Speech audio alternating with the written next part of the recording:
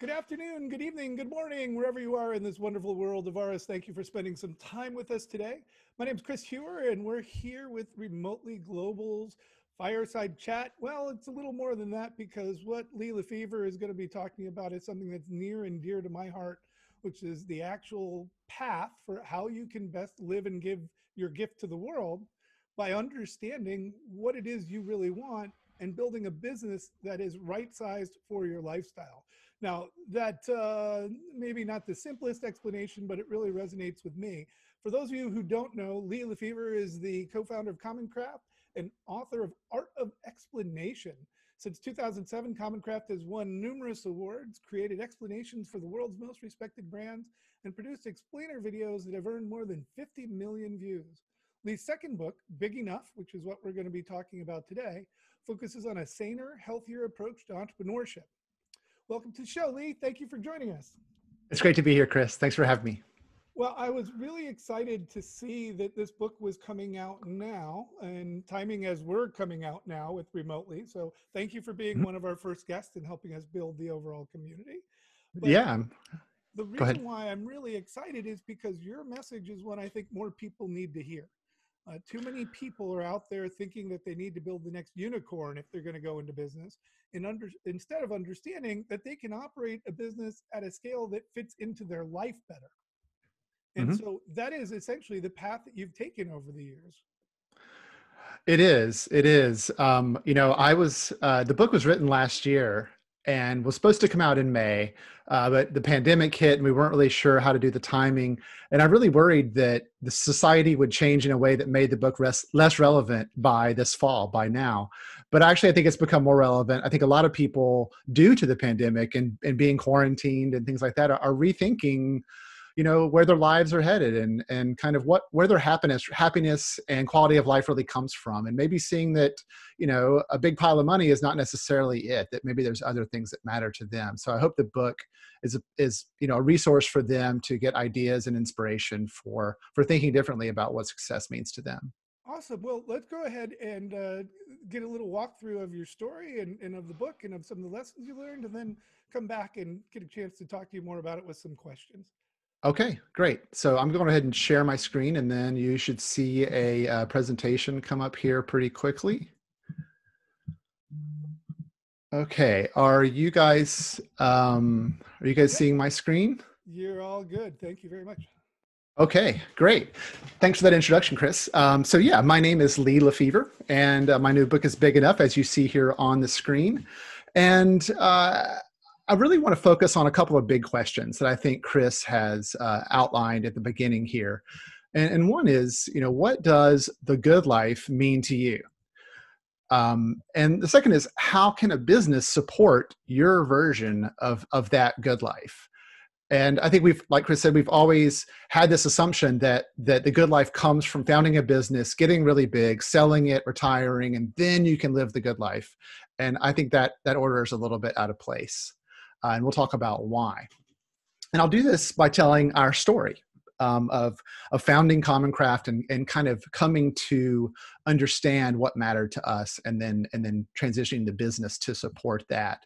And we'll do it with a little timeline here. So at the beginning is founding Common Craft in 2003. I had been an online community consultant for a few years after being an online community manager, and just got really into the idea of social media. And I was doing consulting, and it was great. I felt like I was living in the future, working on communities back then. This is me actually signing the documents to create Common Craft as a business in 2003. Look at all that brown hair, isn't that? So Sachi joins Common Craft in 2006, and that was really a really big transition for us because we became a two-person company. And since then, Sachi's role has really been a huge influence in everything we do. I mean, she is just as much as me in terms of the direction of Common Craft and all the decisions that we make.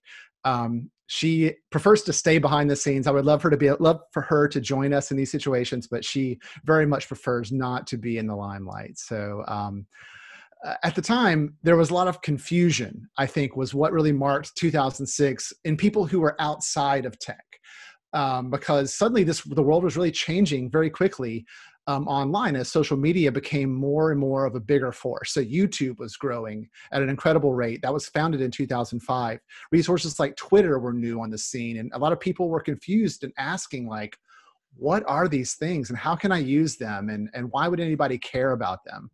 And we noticed that. I loved both YouTube and Twitter. We were both really early versions of it, along with, I'm sure, Chris and Christy too, probably. Um, but it kind of created this environment where we started to think about how could Common Craft, our former consulting company, take advantage of this transformation in what we were seeing in social media. And what happened was in 2007, these trends of YouTube and this confusion and these new tools, we looked around and said, what if we started making videos that explained these things in a way that people like our parents could understand? And we called them in plain English, like Common Craft videos were whatever the tool was in plain English. And we did it on really a lark. It was kind of a hobby. This is one of the first videos we made, pointing a camera down onto a whiteboard with paper cutouts and markers to explain an idea. It was actually Sachi's idea to do this particular format, which has become known as Common Craft style from that point. And the first videos we made were RSS in plain English and wikis in plain English. And again, we did not have any expectations for what these videos might do. We thought maybe they would get us a little visibility for Common Craft that we could turn into more consulting.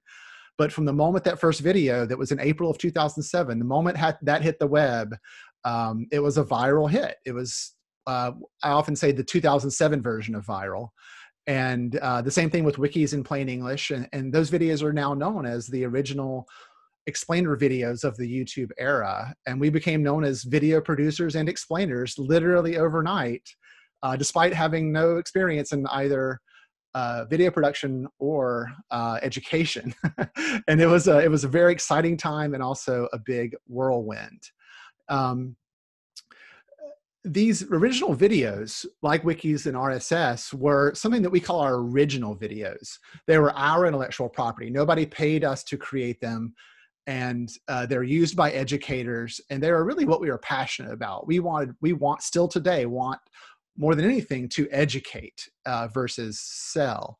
And we had people asking pretty quickly after those first videos came out, can I download the files? Can I use them at work?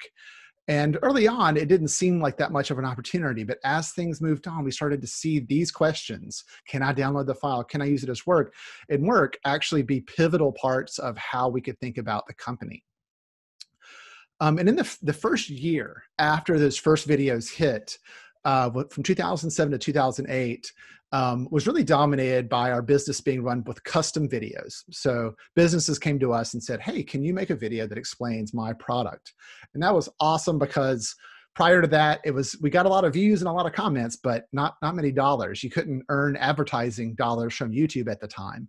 They hadn't developed that. So we had custom videos. Our second client ever was Google, and for the video, Google Docs. And that was what really started to put us on the map in a big way in terms of being the producers of custom videos and being commercially a company that does commercial work in that way. And again, in the beginning, very exciting. But over time, we started to see that we really had two opportunities, and it was sort of the classic services versus products kind of idea that a lot of you out there might be thinking about too. So on the services side, we had companies like Google. We ended up working with a lot of companies like Dropbox and Intel and Ford and big companies. But we really quickly realized as a small two-person company that to grow the business or to make more videos, to take on more clients, we would have to hire. Right? That's something that would be required. We probably have to turn into a creative agency that would need office space and all the trappings of a bigger company. And we'd probably mostly be doing things in the advertising industry. That was where a lot of our demand was coming from at the time. And that's a very viable business model. There are lots of very successful companies who do this. But we had an interesting thing happening in the background where there's these people asking about our original stuff, the things that we actually owned. And they wanted digital downloads, they wanted licenses, and they wanted to use them in education or at work.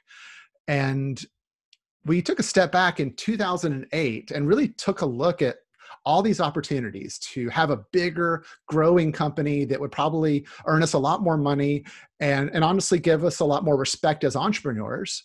Or we could focus on the product side and it'd be a smaller company that actually is more scalable without hiring. And it was during this time we really started to ask serious questions about, like, where is this going? Like, we're very fortunate to have this demand and this, attention. What really matters to us? What's really going to make a difference for us going forward? And what we really realized during that time is something that really mattered to us was our relationship. We had been married for a number of years and we're happy. And we thought that if we made some careless decisions with the business, that it could ruin our relationship. It could, and then if our relationship was ruined, then the business would probably be ruined too. And then what's it all for, right? So our relationship was something that we felt was very much worth protecting and making business decisions about. Our happiness was also important. I think that there's a kind of a growing feeling with a lot of people that along with being successful in traditional ways and having more money, that more happiness is something that they want.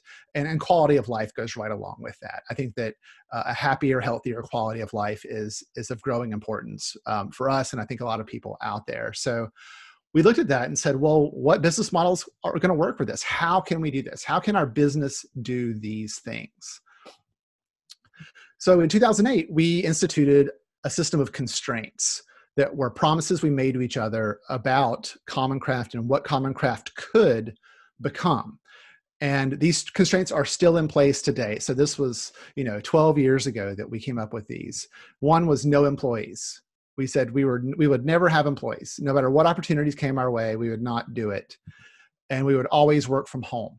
That we'd not have office space, and that we would focus on the licensing model versus the services model because it was something that could scale for two people. And these constraints really became a way for us to look at an opportunity and say, wow, that's amazing. We could probably do that in a really great way. But if it works, if that idea actually works, we'll probably have to hire to do it. So, constraints seem like limitations that are actually things that give you more freedom because you can cut out a lot of noise and focus on the things that really matter. That's true with Common Craft videos too, I think. So what this did was set off 12 years of experiments and what we could do as a two-person working from home team who were essentially started off making videos and turned that into a lot of different things. So I'm going to step through a number of these things that we did because I think there's a couple of stories here that you might find interesting. So 2008 was when we instituted the constraints. So right after that, or right along, then we started offering video downloads, digital downloads from our website for $18.99 per video. We sold the first one within a few hours and have been selling videos via our website in one form or another ever since. And that's really what supports us. At the same time, the explainer network or the explainer market, the market for videos that explain things kind of blew up. And we were known as the first movers. So we had a kind of, we were very fortunate to have a lot of demand from companies wanting explainer videos for their products. And we thought that it was kind of a shame to have all this demand coming to us and not being able to find supply for those leads. So we went out to other video producers who were starting to produce explainer videos with a very kind of simple proposition that if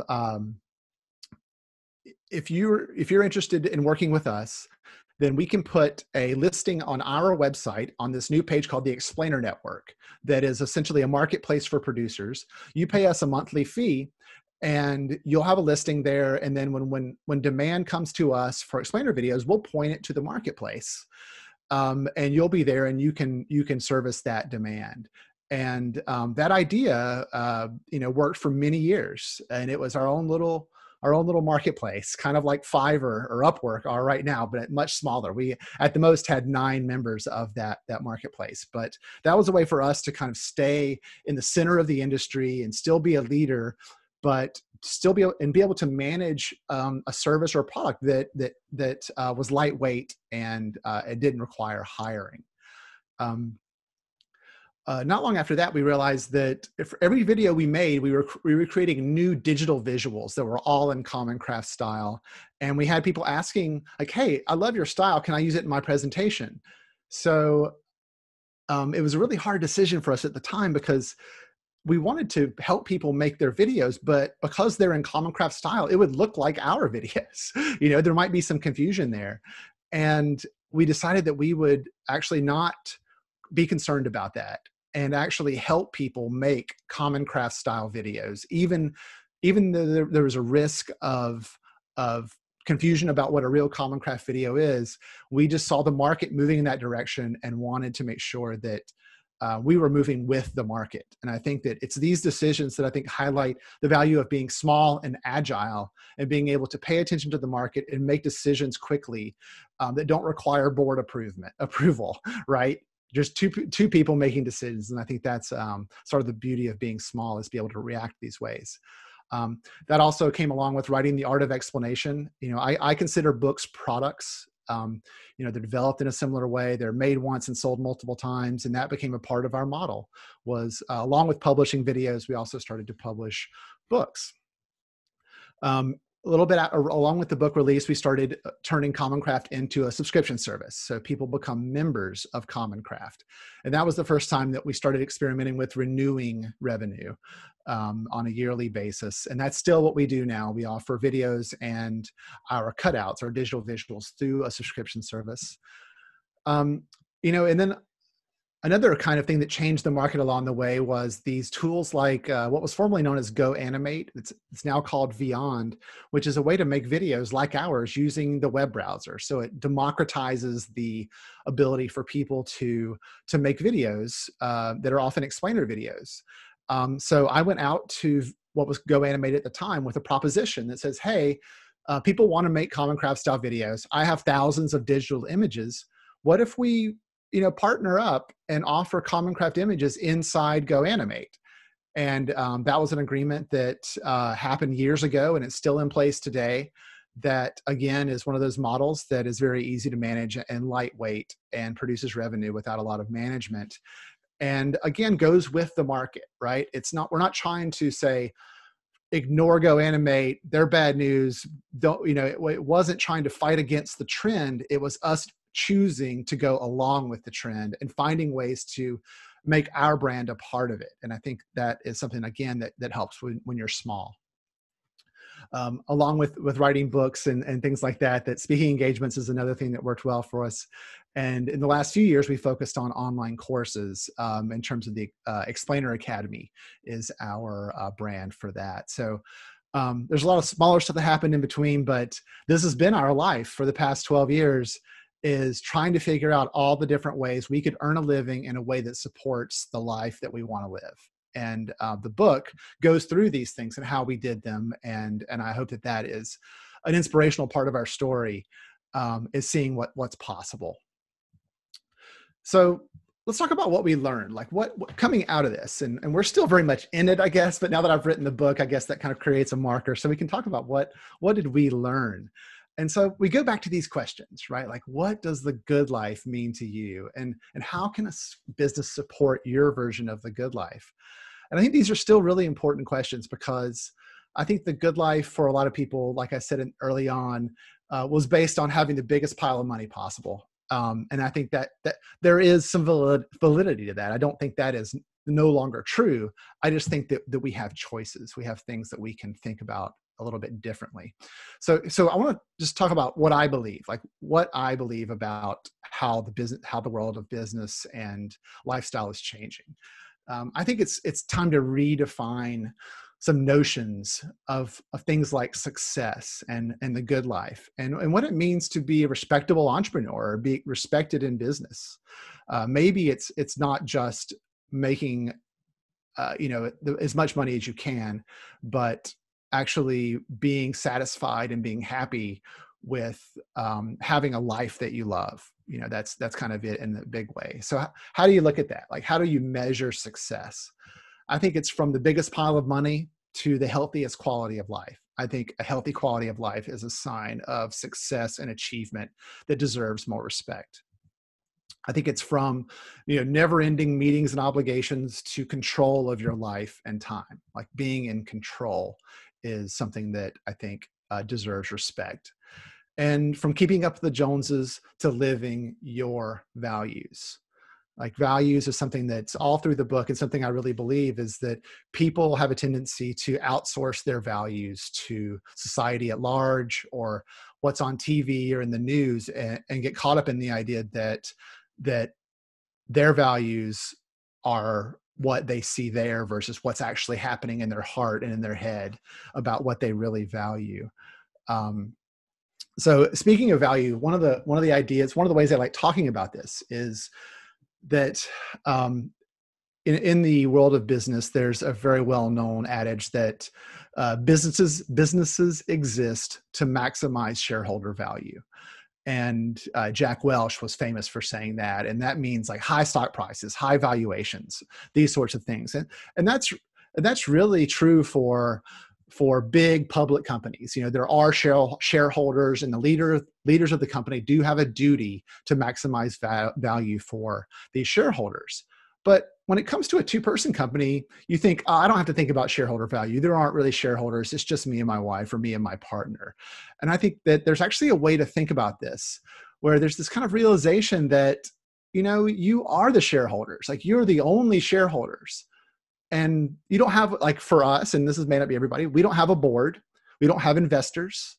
We don't have advisors. We don't have anybody at all who's connected to the success of our business but us.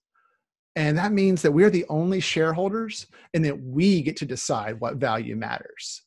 We get to decide. And that for us, quality of life is a shareholder value that matters. Like we want to be financially successful. We want to earn a profit. We want to satisfy customers. But we also want to make sure that we're looking after our quality of life. And I think that was a really big realization for us to see that we're in control of that it doesn't matter to anybody else. We're not hurting anyone by focusing on our quality of life as long as we're satisfying our customers. And that is the top priority for us as business people, is our members. That's who we work for, and that's who we support, is our members. They help us ensure that we can keep going. There's another quick idea in the book that I think this idea of time is really important right now. I think due to the pandemic, people are seeing time a little bit differently and starting to see that it's this, I don't want to say commodity necessarily, but it's this factor in their life that they're trying to get control of. I think the perception of the value of time is growing. And I think that now and in the future, people are going to make decisions based on not necessarily what's going to make them more money, but what's going to give them more time. Like time is the thing that I think represents the new wealth.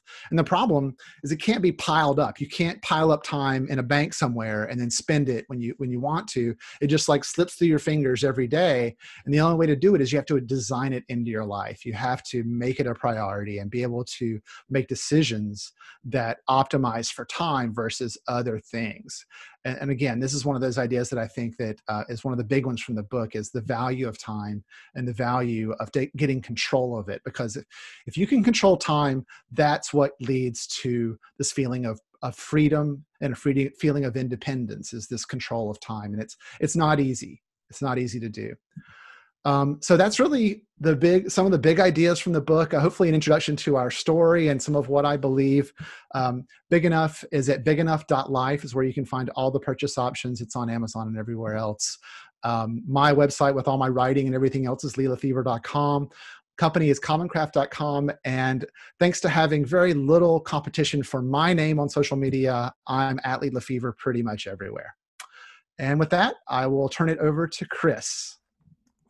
Awesome. Thank you so much, Lee. This is the reason why I wanted to have Lee on so early, and why I'm so excited about the timing of this. All these principles that Lee has shared with you right now and that are in the book, which I recommend you go and purchase, are these things that I've been trying to advocate for as well. And as I've been listening to you, I've been trying to figure out where is the place to start talking to you about this more and getting into the questions. And there's about 50 of them. But let's go ahead and go back to the business, because I actually remember, as I was hearing you retell the story and reconnecting with shared spaces that we've been in together at various conferences and stuff, when that was taking off, and after you got the Google contract to do the explainer for Google Docs at the Uh-huh. time, thinking like, well, this is great. Let's go ahead and ramp up an agency and let's go ahead and help you grow and all this. You're like, yeah, no, no. Yeah. So, and I literally was having that memory of like me being excited, trying to do what I do and get people to do their stuff.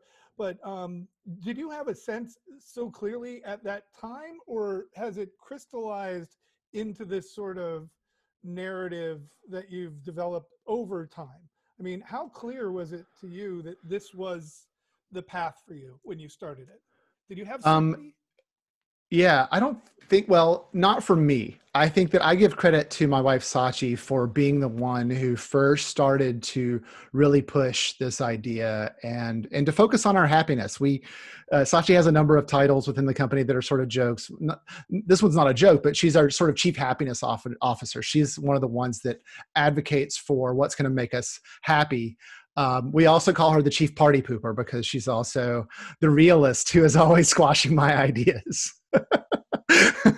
But she was always on board with the idea that we could think small and be a two-person company. I actually considered the potential to hire producers early on, and she was like, "Are you sure you want to do that? I think that we have an opportunity here to think differently." So she was our champion.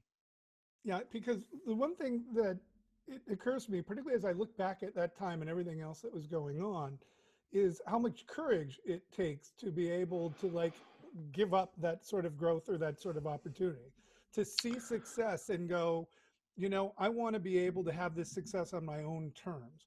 And I'm trying to get into that moment and that thinking back then to help people today who might be facing that same sort of decision, who are looking at, gosh, there's all these things I can do. People are telling me I should be doing this. And, you know, whether it's my Etsy store or if it's the YouTube videos or whatever it might be, like the courage it takes to say, this, I'm just going to do enough for me. And it doesn't need to be, you know, pulling in 20,000 a month. Wow, we're making 5 grand a month right now. That's great. Can we Mhm. keep doing what we're doing and do that without having to give up our lives?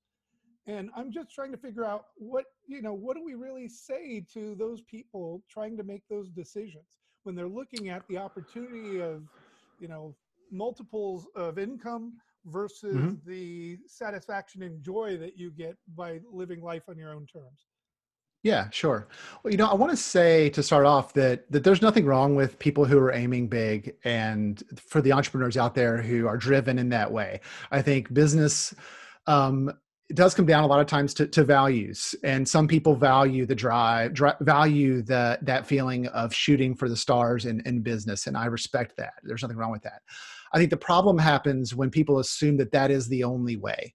That is the only way to be successful, is to do that. And they, like I said earlier, like they kind of outsource their values to what they're reading in magazines like Fast Company and Entrepreneur and things like that.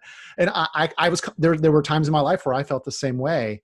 And our culture is very much oriented around that. Like it's like one of those unquestioned things that's what, of course, that's why you start a business, is to get rich. So we're fighting against a very well-established cultural imperative, almost, that's what you do. My story might sound like we just flipped a switch, but there were a couple of things that were transition periods. So when I was starting as a consultant, I didn't have any customers. I didn't really know what I was doing. But Sachi kept her job, and we had health insurance because of her job and had a steady income. And that gave us a little bit of a cushion to help me get my feet under me as a consultant. And that was huge. Um, with the transition from doing services to doing and to licensing our products, that was actually a longer transition where we continued to have demand for custom work and continued to do it, knowing that it was sort of a means to an end. Like we still had to have good income and still had to earn a living, because licensing was not doing it early on. That had to ramp up over time. So I think that sticking to the long-term perspective really matters, and having something else going on in your life that can make sure you can still buy groceries and put gas in your car, so to speak. Having a couple of things going at once, with an idea that you're transitioning, you're in a transition phase from one to the other, is a way to manage it. Yeah, that's really important. And So what it comes to me, and what I've been thinking about a lot lately, and I haven't been able to write enough on this though, is how stuck so many people are in a world of unconscious value. And Hmm. where the unconscious value, the simple way to do it is look at the sticker price on a product, determine what it's Hmm. worth, or to look at the income that I'm generating on a product, as opposed to understanding all these other elements. So I understand from what you just said that, Sakshi is kind of the one who put it in check in somewhat and said, what if we could just do it this way and be happy? But when you actually started looking at that, did you sit down with her and create a sort of map of what it was like, did you do a T list for what it is that's going to make me happy? How did you come up with that? Because I don't think people um, do that enough and make it a yeah. conscious thought, right? Oh yeah, it was very conscious. I remember I describe it in the book, but there was a very specific day where I mean, honestly, at an emotional level, um, I I really liked the clients we worked with in doing custom videos, and we had great relationships all around. But I felt like it was not what I should be doing. And and looking at my calendar every day and seeing that it was just one custom video after another, I really wanted a way out. And we knew that we had this potential to do licensing, but it wasn't going to pay us very much, so we had to keep it up for a while. And Sachi, again, sort of being our problem solver, said we have to do something. Like, this is not going in a direction that's going to work. We might make more money, but he's going to be miserable and he's going to be hard to live with. And so we got to figure it out. So we actually did sit down and, like, we've got to make a decision. And that was that decision about the constraints and saying that we're not going to have employees. And, we're going to focusing on this model that might not pay us well for a while, but has the potential to be a multi-year, potentially a lifelong business model that protects what we think is most valuable to us. So it was on a list. I wish I had it somewhere, but it was on a list we were writing at the time. I'm sure it's on like a 256 megabyte flash card somewhere. Probably burned it onto a CD-ROM. That might have been too big, yeah, right. Um, well, it's really amazing to think of in these terms, because we end up oftentimes just going forward thinking like we have to do what's next, instead of being in the moment and going, well, here's what I want to do. And here's what I'm going to have to like go through in order to be doing what I want. And so that's what I Hmm. wanted to focus on in particular right now, relative to the story you just shared. So you had to make the decision of, we're going to go through these lean times and Hmm. try to get there. Can you tell me more about how you basically negotiated together what these were going to be? We share a very similar story, of course, Christy and I, with you and Sakshi. But Hmm. I'm just curious about the mechanisms that you went through for like determining that, and how did you like get that vision and stay to it? Because I'm sure the times weren't easy when you weren't making enough on distribution yet, and you had stuff. And Yeah. Yeah. I mean, we were, you know, there's a couple of ways to look at it. There's a whole chapter in the book about something we call the monatorium. And it's the name is a play on the word moratorium, but it's a moratorium on spending money. And it really comes from this idea that for a lot of business people, especially small business people, that the business and personal lives are actually quite connected. That and the really big idea is that if you don't spend a lot of money, it doesn't take as much for your business to be successful for you. If you spend a lot of money and are trying to get it, or you're into debt because you bought a mega yacht, then your business is not going to look successful until you can pay that off. And I think that it's almost like this symbiotic relationship between your spending and the company, especially in a sole proprietorship kind of situation. And so the monatorium was something we've done multiple times, and it's a style of living that is designed to be very low expense. So we did it in the beginning. We did it to be able to afford a house renovation, for instance, or to be able to travel to take a trip we wanted, or something like that. So for 6 months, we would go into what we call monatorium mode, and that means on a specific date we just switch to a different lifestyle, and that lifestyle is meant to be low expense. We eat like, it's kind of like a lot of people have been living in the era of COVID, and there's a lot of people who live that way out of necessity, and I want to recognize that. But I think a lot of privileged people lose touch of what it's like to live in an extreme expense oriented situation or a lowering expense situation. And I think everybody should be very well aware of that.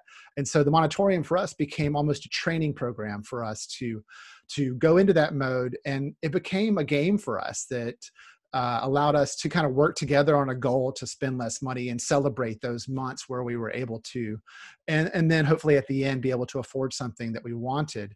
But lately, I've kind of started to see the Monitorium as like the most responsible way to live, and I get great joy from feeling like that I'm reducing waste and that I'm being careful with my spending. So now it's, I think for a lot of people, a way to weather a storm. Like when times are good, you can let go of your expenses if you have them, you can do that. But then something like COVID hits, I think everybody should have the ability to flip a switch and go into Monitorium mode where they can weather a storm. And that was something that was really valuable for us, is being able to, having trained ourselves to do that. That's I'm really glad to hear that, and I'm really bummed that my wife heard that. It wasn't easy for me to begin with. No, no, Sachi was the champion. She's always been really good about expenses. She thought I spent money like an idiot early on. yeah. Well, my wife still does, and occasionally I do, but I'm trying to be smart about it. And Yeah. anyways, that's a different story for a different day. What I want to talk about though in there is really the important element, that is switching your focus on short-term wants for long-term gains. And so, how did you do that on a practical level, like daily? Like you had mentioned the celebrating when you could do a trip or something, Mm-hmm. but are Mm-hmm. there other things you did relative to switching your view of success from that short-term gratification to the longer term, This, delivering on your desires and plans? yeah, well, this might not be an exact answer to your question, but there is the story where, we lived in Seattle for 20 years and we used to eat out a lot. And we don't live there now, but we love going out to eat and did it quite often. And even though we make good food at home, but when we started doing the Monitorium, it was very much about not eating out and choosing not to eat out and entertaining at home. And it sort of rewired my brain about eating out, that like, after not eating out for weeks or months, all I wanted was a pub burger. And that pub burger would have just would have meant nothing to me 6 months before then. But having lived the Monitorium and then going and get a pub burger was like the best meal I'd ever had. It kind of rewired my expectations about, that a $15 burger and a beer made me happy. It made me satisfied. I didn't need the, nice French or Italian dinner or something. All I wanted was that burger. And I think that it is part of living in that world of the Monitorium, is kind of rewiring your expectations about where your happiness comes from. Yeah, and we've certainly seen the opposite of that, which is a real privilege, but also rather unfortunate. But we recognize it. We brought our awareness to it. That we've been so fortunate to eat in so many great restaurants around the world that we go into Mm-hmm. a place and we're like, Verbier was better, or whatever it might be. Yeah. And Yeah. it's What a just privilege. so ridiculous, and it feels so bad when I do that. But it's the same thing that I have now, going back to when I lived on Miami Beach, and I just saw the beach and the ocean every day, and like you just kind of get used to it, and then Mm-hmm. you don't really appreciate it. So it is that It's rarity, true. and but it's also about that intentionality and that mindfulness. So I'm Mm-hmm. wondering if you and Sakshi actually also have some sort of mindfulness practice around your kind of business and interpersonal goals for your professional life. And do you mean that in the form of some kind of like meditation practice or something like that? Or do you just mean, Well, yes, and also in terms of like the intentionality for how you're planning it. How are you being mindful for like when the next trip is going to be? Or I mean, right now you're obviously in the middle. Well, not everyone knows, but in the middle of finishing building this awesome house and living in the home of your dreams, which is a great long-term goal. So working on that. But how do you like mindfully approach your kind of life and professional planning? yeah, that's a really good question. I think for a lot of our existence together with Sachi and Sachi, I really wish she could be here because she just is such a huge part of everything we do. Um, she's like the steady boat in the storm.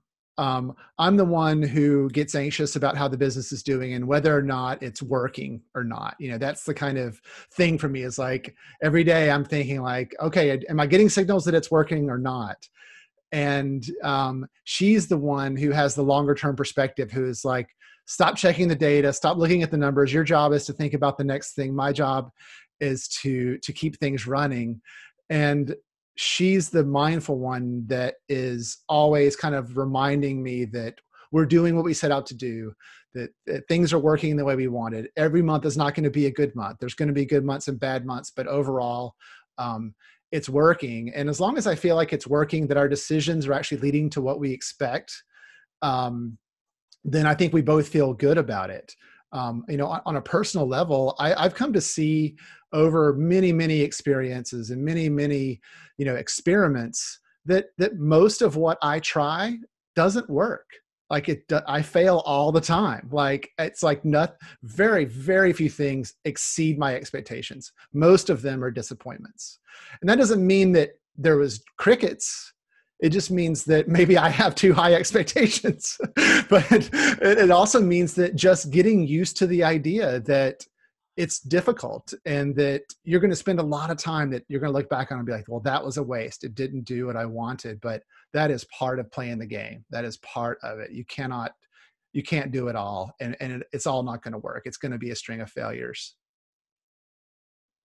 I think that's so important, and that's also one of my challenges. I have really high expectations of myself and others, and it becomes a real problem actually over time. Because the reality is that particularly if you have vision, which clearly from your storytelling capabilities and everything I know about you, you have a lot of in spades.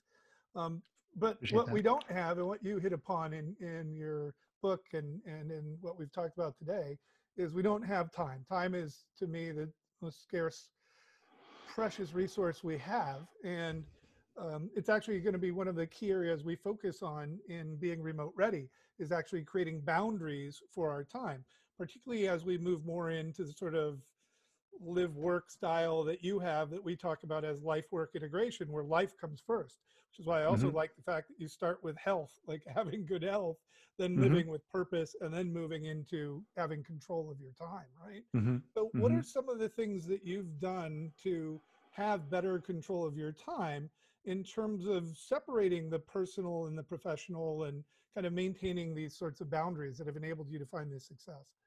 Yeah. I think one of the biggest is having more comfort and confidence in being able to say no.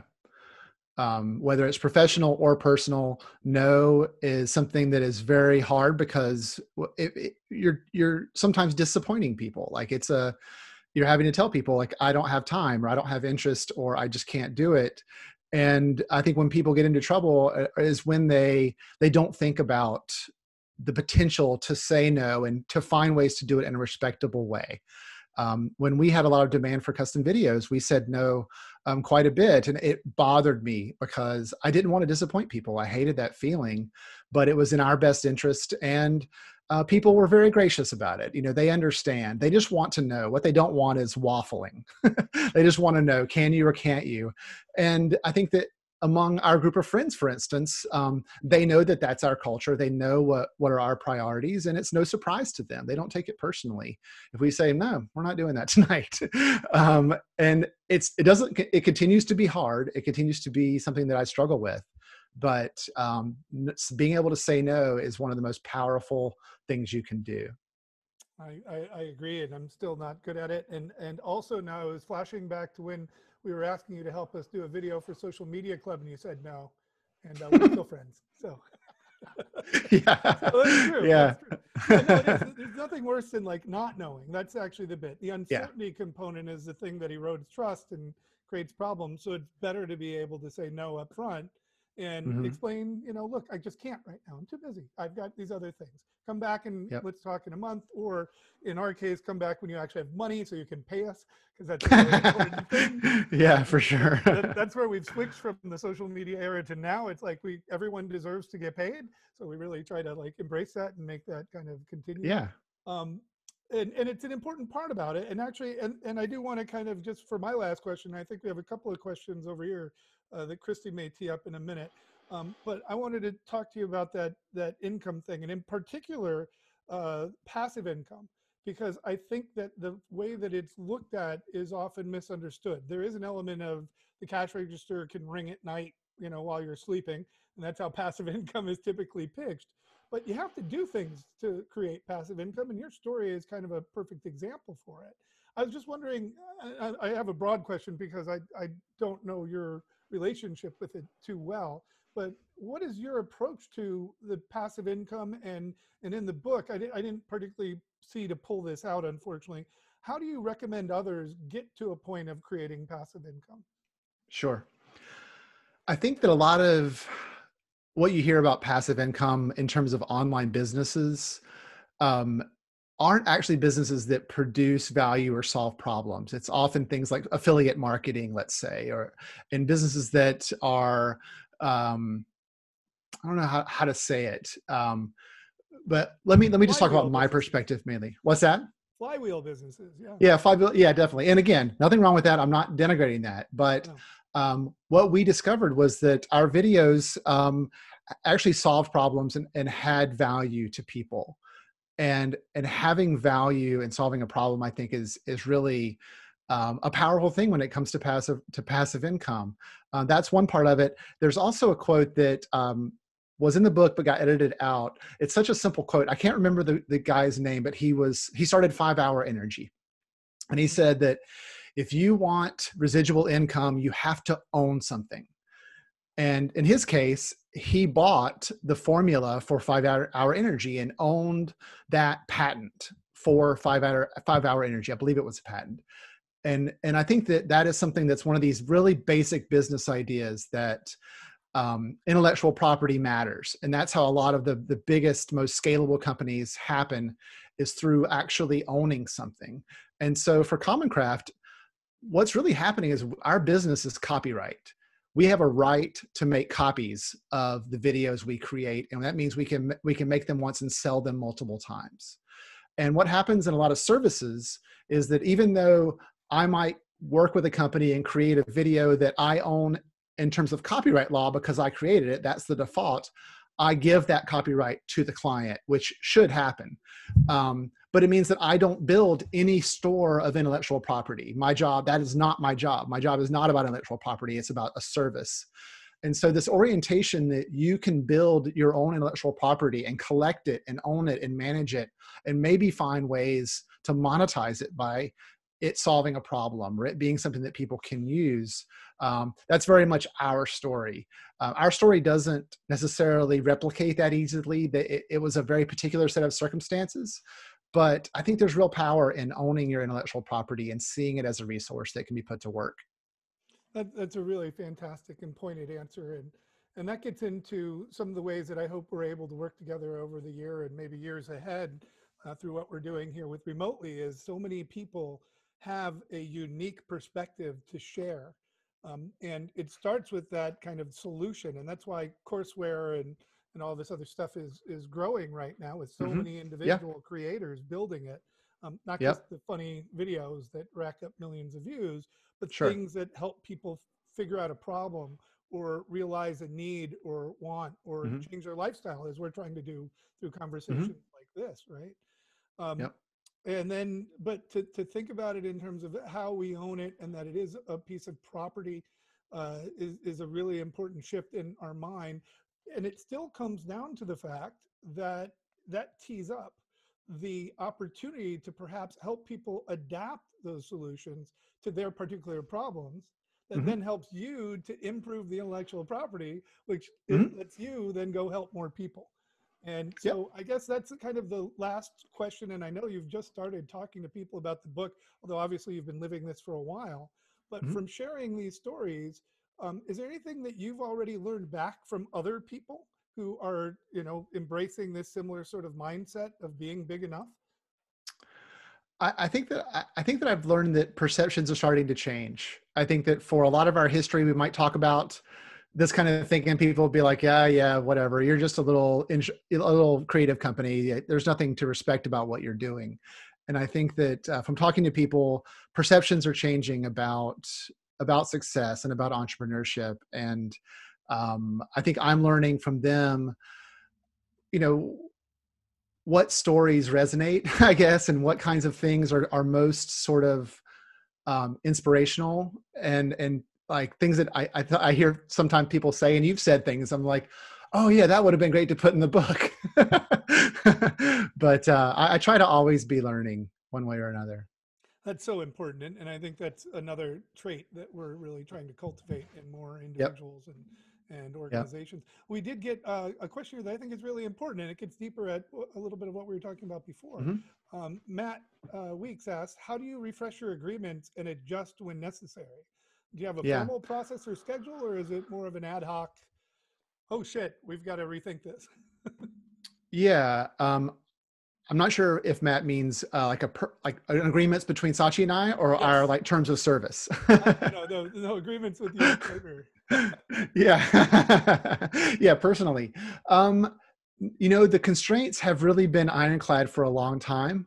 Um, we look at opportunities a lot and think to ourselves like, will this work? And I kind of call it like getting through the Sachi filter. If I can pitch it to her and have her be like, we should do that, then that is something that we often end up pursuing one way or another. um, so I've asked myself before, and I actually had other people ask, what if Common Craft suddenly had 1 million users tomorrow?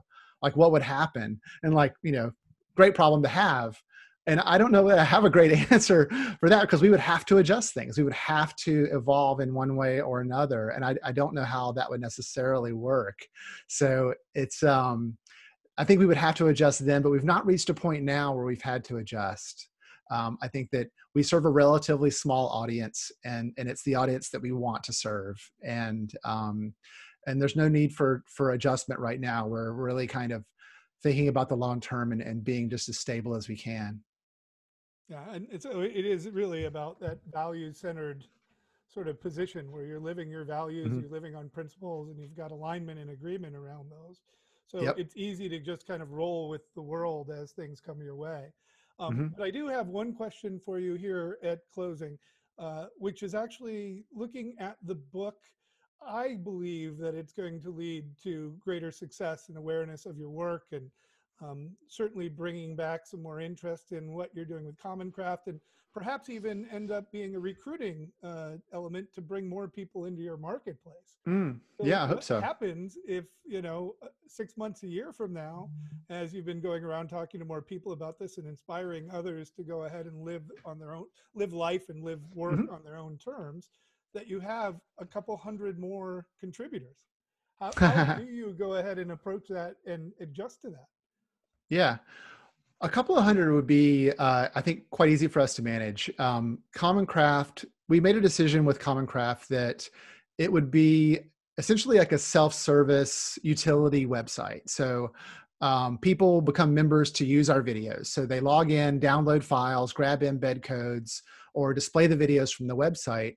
And most of the customers that come in don't have to talk to us. They don't need to be managed. It kind of just happens. So the system is set up to scale much greater than it is right now.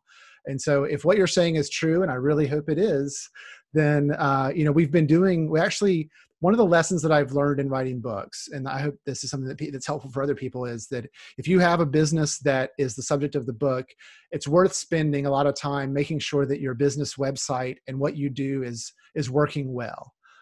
Because one of the really productive things is being able to turn readers and fans into customers, and to do it in a way that's respectful and honest and all that kind of thing.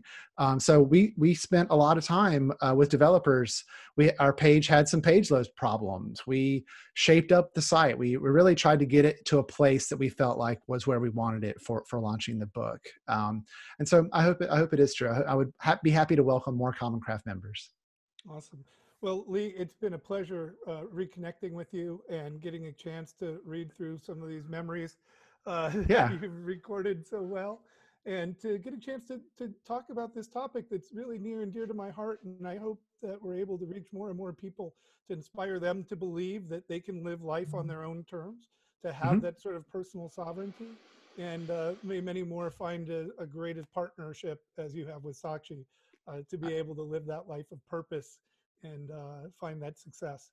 So Yeah. thank you very much for sharing your book with us and sharing this time with us today, and for still being connected. It's been too long since we've seen each other in person, but even spending this past hour with you, it feels like it was just yesterday when we Yep. were breaking some conference chicken getting together. Yeah, well, I really appreciate you guys having me on, and I wish you all the best luck with it remotely. And I will look forward to connecting with you sometime again soon.